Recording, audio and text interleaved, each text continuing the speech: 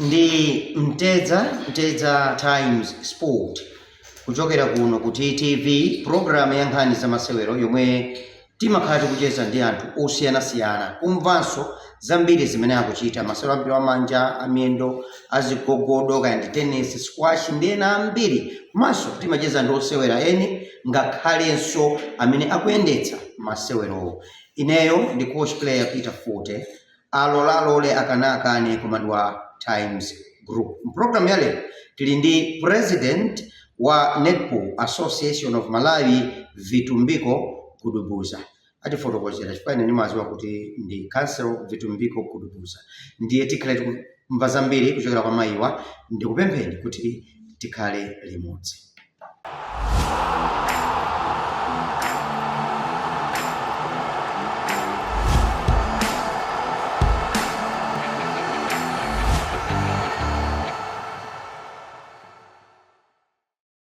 Mai Vitu mwina tiyambe ndi aka makadziwa aka ndikati munakadziwira kuti kagunde nafasi tabiro school chasa college unyamata wa chasa college mukapita kagunde chasa college kunalibe si munapita kukalekale sikale hapo mapira chilo zaka za mbiri chamkoja kuti munapita kalekale mapira kagunde kulibe kumachitika so kumathaukira kubwera ndikudziwa ndoti mukanthawi ya inayi munakumana ndi kagunde. Chabwino, first of all, let me be honest, let me congratulate you very, very much for taking Malawi's netball from the deathbed into where it is today. We're able to point out that we are able to sukangalizanga kuchitika. Mukuyesetsa kwambiri. Kumapoyamba, mwina moni yekha Mungu apatsana. Amena kutionera. Good afternoon. Masana bwino. Osati madzulo. Ndi mato 7 itu bana. Tinatu good evening to them. Good evening. Ngakhale program imabwerezedwa. Ndeno good evening yemweyo. Chabwino, Mai Vitu poyamba. Ndimafuna inuyo ndine kapena mukakhala kunyumba kwanu mukamacheza ndi anthu ena kuona netball mmene ikuyendera patakali pano chitengereni netball mumanena kuti ili pati. I think ndiyambira kuyang'ana kwa strategy. Tidalowa muoffice tinaili strategy. Titakhala basi kuyambirira kuti ndi malo amene tingathe kusuntha. If you can raise your voice a bit. Okay. Nthawi imene tinalowa muoffice now executive tinakhala basi kuganizira kuti ndi njira zinthu zimene tikufunika kuti tizikonze as a priority. And nthawi imene tinkanena kuti at least within 1 maybe to 2 years tikhale kuti zinthu zasuntha and then we can build up from there. So ndikamayang'ana ndondomeko zimene tinazika pansi kuti tikwaniritse mwina tinganene kuti tili pa 60% zimene tapanga. Koma pali zinthu zina zimene ndikuona ngati timati tikakhala pansi as expert timaona kuti pali zinthu zina zimene tingati sikukwaniritsa ndi zimene tikupanga focus. For the sake of amene akutionera kwa nthawi yoyamba kamene mwina akukudziwani kukhala pano pa Mtedza kwa nthawi yoyamba, kodi non-executive kuli ndani ndi ndani inu ndi president? Tili ndi Tadabile amene ali vice president. Tili ndi general secretary amene ali Amikani Kauma. Tili ndi vice amene ali Janet Shume. Chabwino. Then tili ndi treasurer amene ali Cecilia Mtukule. Ndi vice amene ali Anna Kapari. That's full board. Tiliso ndi my executive members. Chabwino. My executive members amenewa kumpoto tili ndi Tamara Kwaita. Pali Longwe tili ndi Zibugwira Washuri. Ku east tili ndi City Banda. Ku south tili ndi Olive Zunga. Mayukunga tutini. Ikunga board. Imene yanama. Tili ndiso ndi ma members ena amene timathawa panga ku opt. Because of my various areas amene pali focus. And marketing, strategy, planning and the like. Mumaika muso anthu ena ndiye. Tili ndi director timati technical director amene ali Joseph Mazaza. Of course this what ndi massive committees ena ndiye. Osiyana mene. Pali strategic forum ngati ina imene inayitisira mu constitution. Tili ndiso ma committee ena ndiye. Umpires men's netball. I mean, of course, the affiliates, but timuona kuti pa president anchi mwana makomiti amene also ndofunikira kwambiri mukufatsa tuwambiri kumbali amawu nanena kuti pachamuza kwezi oho chabwino kuchokera ku NAM Netball Association of Malawi yachipwirikiti imene sizimaoneka bwinobwino. All you telling me in program monena kuti you are very very focused and amene muli ndi cholinga muli kudziwa kumene mukuchokera mukudziwa kumene mukupita in terms of planning. Kodi mwafika pomayendetsa NAM ngati business? Ndikuona ngati kuti sitinafika pamene tena kufika fanina kamba koza kuti funa pano pati pa 60%. Malo ena amene tifunika kuti tikuonza amene ali mu 40% ndo oyangana kuti resource mobilization igwena khala yochani kapena ma independent sources of income agwena khala yochani because we can't focus on fully rely always on sponsors kapena government. That's not the right way to handle it, but tizikhala ndi njira zathu zozipezera ndalama. So tinapaka njira imodzi imene kuzana ndi majezi mukumbukira komanso pali zina ndi zina mwa majezi mupaliso zina ndi zina makapu zipewa masikafu zambirimbiri zofunika kuti tipitilize tipite pa mlingo wachiwiri. Then paliyo nyumba iyi imenso ndimene ingati kutithandiza kunena kuti tizikhala ndi njira zopeza nyumba yothandiza njira yanji. So nyumba iyi is in two ways. One ma savings ndakambako amene adathandiza kuti ma savings amene muna mabudget amene 75 million kakuchulidwa kachi imene ina example chifukwa tinakamba zonena kuti tikamayang'ana ma rooms masiku ano kapena nene kuti tikamapita kulochi ndimuna 50 to 80,000 if we are like ndokuti anthu awiri kushare if we are not ndoti ndi munthu mmodzi. Then when you consider kuti nthawi zambiri mukambo mathako anthu 30 muna tikakhala koyambira kwa chaka umene tikupanga PPT kapena muna kuonjezeramo ina ndi ina kapena nthawi zina kumathokhala muna at least 21 chabwino tikawerengera choncho ndi masiku amene amakhala mukambo which is 3 weeks at least timafuna 3 weeks ngati zavuta maybe 2 weeks koma ideal ndi 3 weeks timapanga spend ndalama zambiri kwa basi upwards of 25 million or so chabwino koma apapa ndikuti tikuseva ndalama zambiri kwa basi ndio tikapesa kuti muna inu pachaka ama kumana ka 5 even tikaonjezera kuti muna ndika 100 million chakuti even menzi ndikuti tiseseva ndalama zambiri komanso njira ina yopezera ndalama imene nyumba itathandiza ndi kuti the houses it's not just anthu ena atakupita konso ndikuisa ntchito ataonena kuti ifeyo tili ndi meeting kufunika makili manager alipo ali ntchito kukonza yonena kuti anthu aliyese adziwe ndi mafairs athu ekaya ndi matimu afumu mwina atimu kuchokera ukalonga ikubwera kuno kuza ndi mafixture ku football akusewera mu league akufuna malo okhala matimu wa mu league wa Super League mbali ya Chingerezi chimanimvekera okwadi kubwereka malo kwa nthawi yochepa Chingerezi chake ka short time itimati Airbnb azathu amati Airbnb ataso kuti mwina kufuna kukhala 2 days ka 1 day zezero ledu kuti group ija tikhala ndi meeting yathu imene titawunikiti kandrama konseko kuthandizira Netball Association of Malawi izithandizira kulipira zina ndi zina zosamala nyumbayo komanso change icho ndikuti tizipitisa muzinthu zina zofunikira zamaso chabwino mmayi wanga iniyo pamene ino ndine tikukambirana tikuchoka ku njira imene timu ya Queens muno mu Africa inakhalapo mwina pa nambala 1 pena pa nambala 2 muno mu Africa nambala 6 pa dziko lonse pano tikukamba za nambala 9 tili pa chiopsezonso chonena kuti Zambia kapena Zimbabwe atithamangitsapo chifukwa Uganda ndi Tonga atithamangitsa kale pamene timakhala izi zikuchitika chifukwa chani?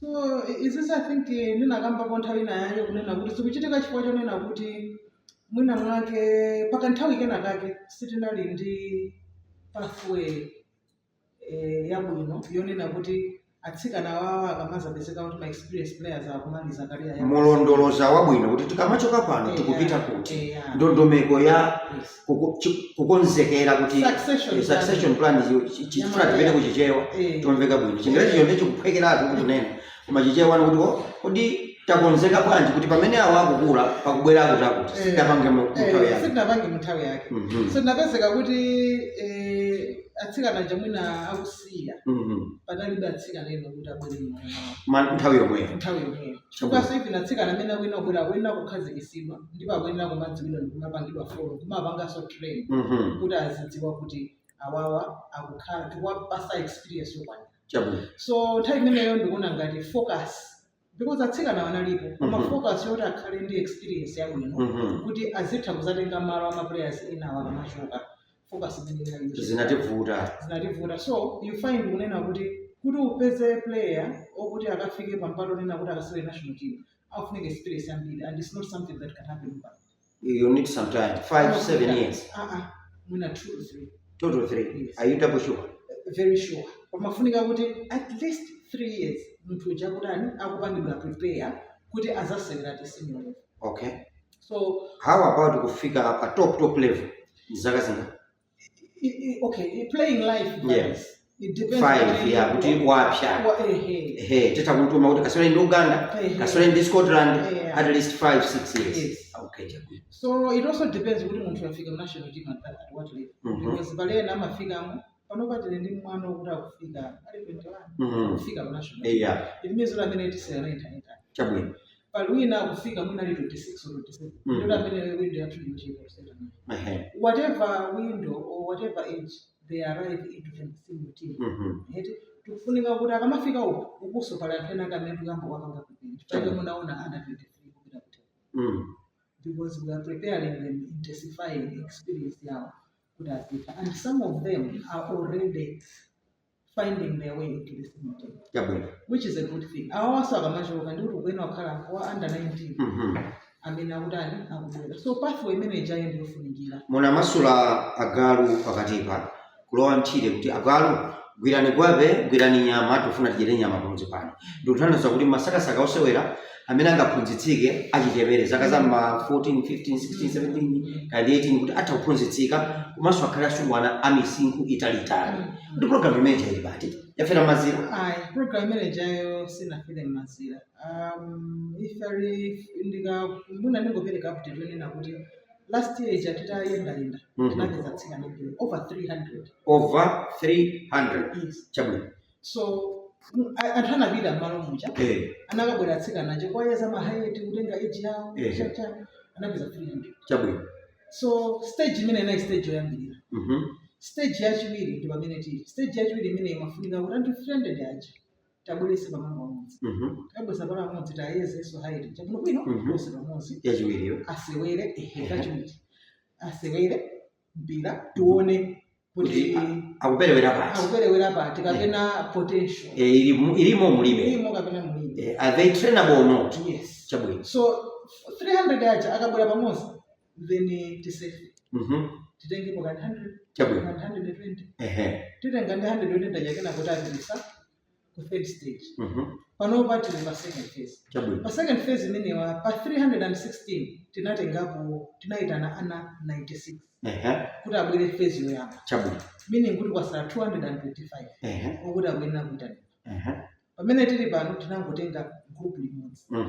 Group limodzi imene lili linasefe paso kuyika kufika mpaka na around 40 to 50 amene ono ndamene tilapite nawo phase 2 or phase 3 amene afika mu phase 3. Chabwino. Next stage ya phase 2 ndi ana 225 chabwino.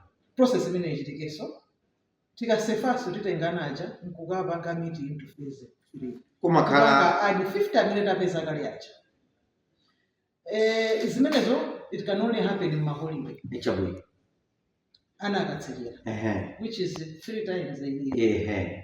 Ukangomisa window ya holiday ndikuti wena udiyire 3 months ina ibuse. Meaning this process alone can take you up to 3 years. No, it shouldn't. It can take us even a year or and a half. Really? With 300 athletes? Yes. About 316? Yes. So now we need to find ways of making sure that we don't take 90 anymore. We take all the 225 at once. Okay. That's an area that we can look at. Or we say marijuana zagawanike. Weekend mods 1 week each. And the many ufunika one each. And I go planta ena kukwenda muzuri. Kulingana za discipline. Kutenga batubi hata kama skulu omwego mwina kulepira kuzisa malira munjira zina zimene zitasobwesesa pansi program imeneyi mukumalankhula motani asungwana? So kumene kuti kumayankhula timayankhula komano ndi area yonena kuti I think as an association tikuyenera kupanga kufocus kwambiri. For me it's not just about pregnancy, it's also about kulibira kwa school. That's right.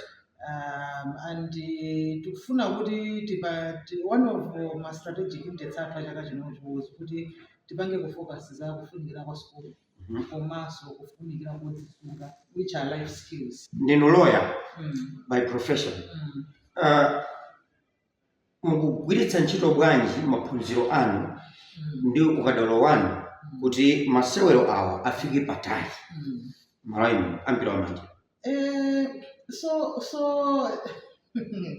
Ndakuzungulira ndikusewa. So pali njira zingapo. Number one, mwina ndikuwaphunzitsa anthu about human rights, my rights awa and as atsikana. So pali my rights ambiri ndikumbukira nthawi yake ndinakhala ku ma trainings for people to understand and be empowered. Atsikana athu akhale ozindikira.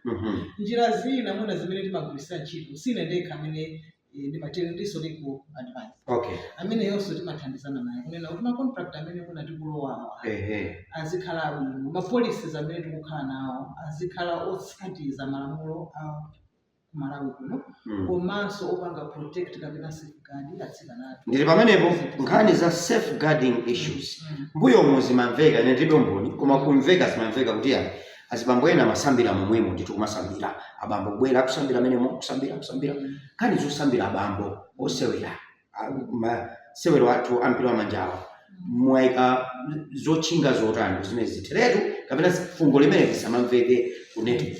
So last year ku AGM tinakhazikitsa what we call safeguarding policy, right? Kuti aliyesa azindikire zimene ma responsibilities ake okhuzana ndi kusamalira ukamagwira ntchito limodzi ndi atsikana. Okay. Palinso capacity building imene itakhale chaka chino where we are going to bring all affiliates together before the AGM. Our AGM this year, sikhala AGM jamikhala conference and AGM. The first 2 to 3 days will be towards capacity building. Many mujamu tibulisa matopic ambili. What do you want to become in this country? What next are you looking at? Palibe. Ndikamaliza papa. Come again? Palibe. Palibe, awapa ndikamaliza izizi ndikasunta, because you know at the end of the day it's about the women that are in the sport. Yeah. I think that they deserve much more. Thank you so much. Kwa bwera ngerezi wakunja. Yes, is it Australia? New Zealand. Amene akuliphunzitsira wasewera ndi anthu ena kuno amene makumana nawo lachinapisi mnthawi yawo panopo akuphunzitsa mobwerekera ndithu kuti asulepo ena amene angawasiyire. Pali succession plan yotani kuti ngerezi uyuyu akamapita kwawo contract ikadzatha mwinano Malawi atenge nzeru zonse zimene ali naye amene. Responsibility imene tinayika mwa David Fuller. Yes. Kunena kuti apangiso train a group of macoaches anga. Macoaches amene alipo 8. Okay. Amene wawo ali ndi ma responsibilities osiyana matimu mwawo kuma national team ena kuchepera pompano komanso maklabu waonesesa ambiri amene ali ndi maklabu okuti alikale mu chabwino. So ntchitozo akuzigwira ndiyeno tinatenga anthu amene ajawo kuwatenganso kuti akhale ma national team komanso aziphunzira limodzi Debbie alakhala Debbie jamakhala kwambirana nawo madzulo akamakhala atsikana jeni mpango ndikuti amakhala kuti akupanga ntchito zija akupangirana limodzi kuwafunsa ma views awo komanso pa ground paja kumatuma zinthu zinazo zimene zozo ziyaphunzitsa kuti nawo saphunzire njira zanyuwani zophunzira zopangira kuti komanso training yawo sibwera kukhala bwino akuyenera kuti apitirize ndipo pali ndondomeko zina ndi zina zimene zitati tathandizire iwowa kuti iyi ndi practical feel rest isuti mwatanganiratu kwambiri mayi vitumbiko kuti mwatanganidwa muli bize kwambiri. Chibwereni Debbie Fuller mpira wathu pakayendetsedwe kaganizidwe kaosewera movement wa sintha tapindula chani mungodikira muona akapasa mukuona bwanji niyo ngati topanga improve kwambiri ndikuona ngati satsikana tapanga improve kwambiri. Of course kuphunzitsa munthu maganizidwe kuti akhale achangu ndikofunikira over time. It's part of the experience imene ungaphunzitse player ukuthi akubwera kumene ndi player wina amene muna ali kale experience. Atsikana amene akubwerawa ndikuti akupangidwa train how to think fast andikunena kuti aziganiza mwachankumutana kamasewera zambiri zachitika zina zopanga support takambapo za sports science takambapo za diet zina zimene zikusinthizidwa takambapo even zokhala ndi physiotherapist kumakhala ndithu kuti azasamalira mamasozi ndi mainjariza wapanga manage mubwino so pali ndondomeko zambirimbiri zimene zakhazikisidwa over time zimene ndikuona ngati kuti mutha kuona atsikana kamasewera nthawi inakupanga Vitu, between you and me, we can agree kuti it is an open secret. Kapena so sinkhani zobisa kuchipinda kuti kunamu mbuyomo miezi yapitayo kupita zaka za mbuyozo kwakhala kuli kudyana miseche yonena kuti munthu utanayo kuti basi ndazisiyana kupita miseche imeneyi mwayithetsa motani kapena ukumvekano fungo labwino kunamu mwagwira ntchito yotani kuti kudyana kulumana kumene kumakhala kunamu kubwezetsana mbuyo kutheretu po kumene kumadyana ako kunamu malumana miseche inaliko kunamu ineyo nthawi imeneyo muna nthawi imene machitika kunalibe ndisimuna singati kuyankhula za zimene zimachitika nthawi imeneyo komano ndinganene kuti panopa one of our values in the unity chanjofunikira kwambiri kufunirana zabwino ndikofunika wati mufuna muzininamiza some problem cancer